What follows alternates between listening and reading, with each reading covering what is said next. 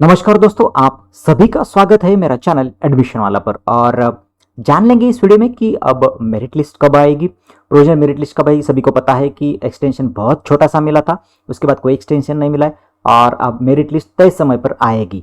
जान लेंगे कब आएगी। उसके बाद मेरिट लिस्ट में बहुत सारे नंबर्स आते हैं, तो फिर वो भी जान लेंगे कि वो नंबर्स किस काम के हैं। ग्रीवेंस पीरियड के बारे में जान लेंगे, ग्रीवेंस पीरियड में क्या करना होता है आपको।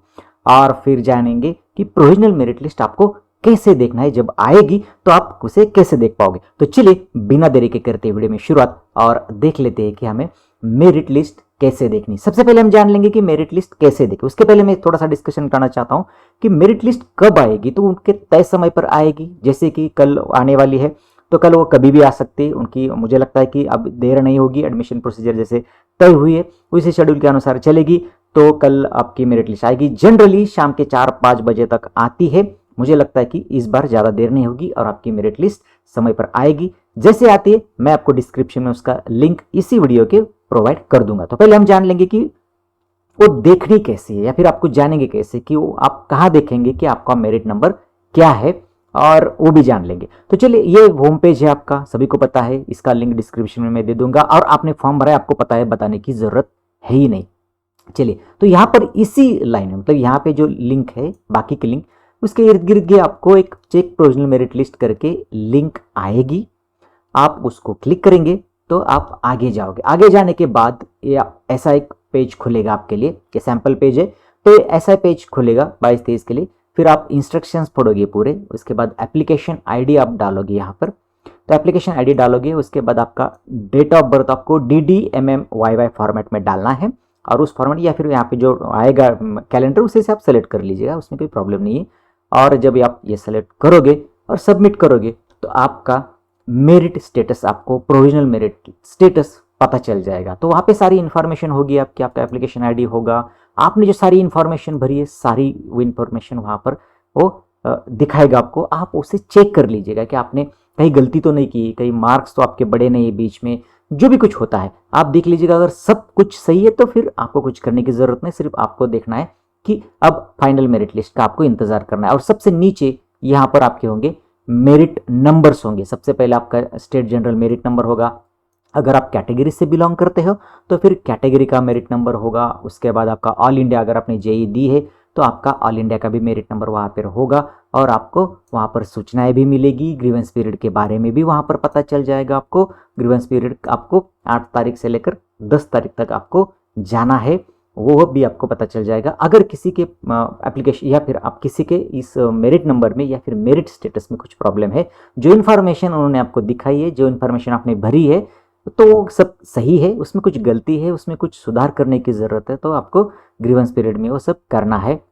जान लेंगे कि बहुत सारे मेरिट नंबर उसमें आते हैं, तो फिर उस मेरिट नंबर का क्या फ़ायदा है या फिर वो कब काम आते हैं, वो भी हम जान लेंगे। तो सबसे पहले आपको सबसे इंपॉर्टेंट जो होगा वो होगा स्टेट जनरल मेरिट नंबर। क्योंकि सब एडमिशन की जो कट ऑफ है, मैं कट ऑफ बोल रहा हूँ, एडमिशन सिर्फ इसी नंबर से होता है ऐसा नहीं है। आपके जो बाकी के मेरिट नंबर है वो भी आपको काम आएंगे। वो कब कब काम आएंगे वो देखेंगे हम। लेकिन स्टेट जनरल मेरिट नंबर क्या होता है कि आप किसी भी कैटेगरी से या फिर किसी भी कोटे के अंदर से आपका एडमिशन मिलता है आपको, तो कट ऑफ में जब लिस्ट पब्लिश होती है तो कट ऑफ में आपका स्टेट जनरल मेरिट नंबर दिखाया जाता है, ना कि कैटेगरी का। मेरा कहने का मतलब यह है दोस्तों कि अगर आप ओबीसी का कट ऑफ कहीं देख रहे हो, मतलब आप पिछले साल के कट ऑफ रेफर कर रहे हैं और ओबीसी का कट ऑफ देख रहे हो, और आपका प्रोविजनल मेरिट लिस्ट आ गया और आपको ओबीसी का नंबर अगर आपको कुछ दिखाई देगा यहाँ से, तो ये नंबर से आपको कट ऑफ लिस्ट नहीं देखनी है।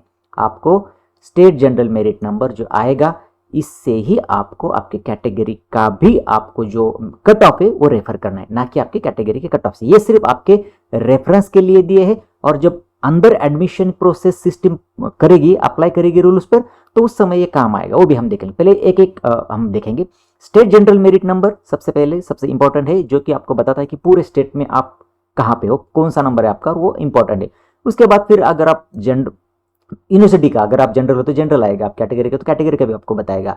जैसे जैसे जितने जितने सीट पर आपने क्लेम किया है, वो सारे सीट का आपको मेरिट नंबर वहाँ पे दिखाई दिया जाएगा। और जब जब वो कैटेगरी का सीट अलॉटमेंट होगा तो उस समय वो आपका मेरिट नंबर आपके काम आएगा। लेकिन सिर्फ फर्क यही है, मैं बार बार यही दोहराता हूँ, फर्क सिर्फ इतना है कि उसी कैटेगरी का जब आप कट ऑफ देखने के लिए जाओगे तो वो आपके जो भी कैटेगरी का से आपका जो मेरिट नंबर है वो नहीं, बल्कि उसी सेम स्टूडेंट्स के स्टेट जनरल मेरिट नंबर के अनुसार ही आपको कट ऑफ दर्शाया जाता है। मतलब आप अगर ओबीसी का कट ऑफ देख रहे हो पिछले साल का, तो ओबीसी का अगर होम यूनिवर्सिटी का कट ऑफ आप देख रहे हो तो आपको उसका स्टेट जनरल मेरिट नंबर ही देखना होगा और आपके स्टेट जनरल मेरिट नंबर से ही उसे मैच करना होगा। इतनी सिंपल बात है।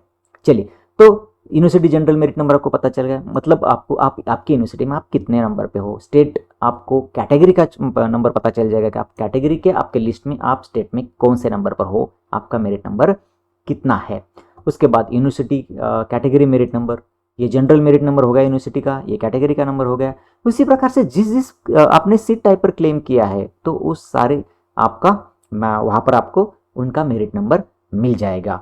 तो और लास्ट में अगर आपने जेई दी है तो ऑल इंडिया के लिए भी आपने अगर अप्लाई किया है तो ऑल इंडिया मेरिट नंबर भी आपको जेई के बेस पर मिल जाएगा।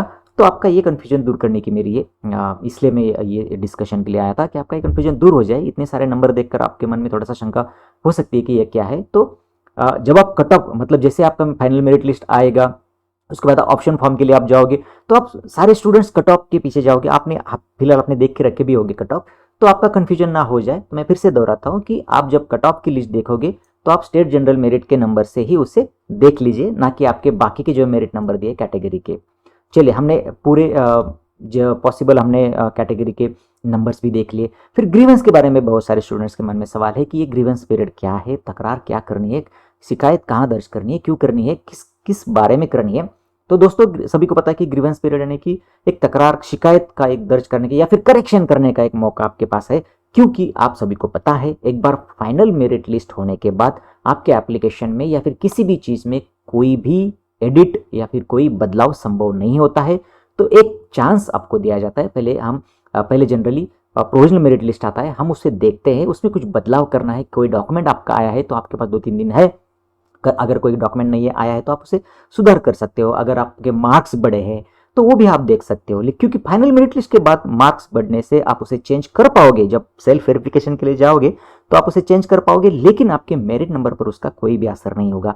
कोई डॉक्यूमेंट आता है, कैटेगरी चेंज करनी है, आपको कोई क्लेम करना है और आप भूल गए थे कि आपको माइनॉरिटी में भी एप्लीकेशन करना है या फिर उसे रिवर्स लेना है, नहीं करना है, तो ये सारी बातें आप इस पीरियड में कर सकते हो, जिसे हम ग्रीवेंस पीरियड कहते हैं। क्योंकि एक बार ये ग्रीवेंस पीरियड खत्म होने के बाद आप कोई भी एप्लीकेशन में या फिर आपके इसमें आप कोई भी जो इन्फॉर्मेशन आपने भरी है, कन्फर्म किए, उसमें कोई बदलाव आप नहीं कर पाओगे।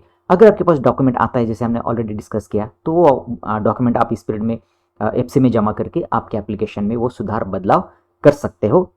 एक बार फाइनल मेरिट लिस्ट हो गई, उसी मेरिट नंबर पर, मतलब जो फाइनल मेरिट नंबर आएगा आपका, तो उसी मेरिट नंबर पर आपका एडमिशन प्रोसेस पूरा आखिर तक हो जाएगा। दोस्तों सभी को पता है कि आप यहाँ से आगे, बहुत सारे स्टूडेंट मन में ये भी सवाल होगा कि अब एडमिशन सिस्टम के लिए फॉर्म भरना पूरा बंद हो गया है क्या? तो पूरा बंद नहीं हुआ है, अभी भी एप्लीकेशन आप भर सकते हो, आप वेबसाइट में जाकर उसे कंफर्म कर सकते हो। लेकिन आपका नाम प्रोविजनल मेरिट लिस्ट में नहीं आएगा और फाइनल मेरिट लिस्ट में भी नहीं आएगा।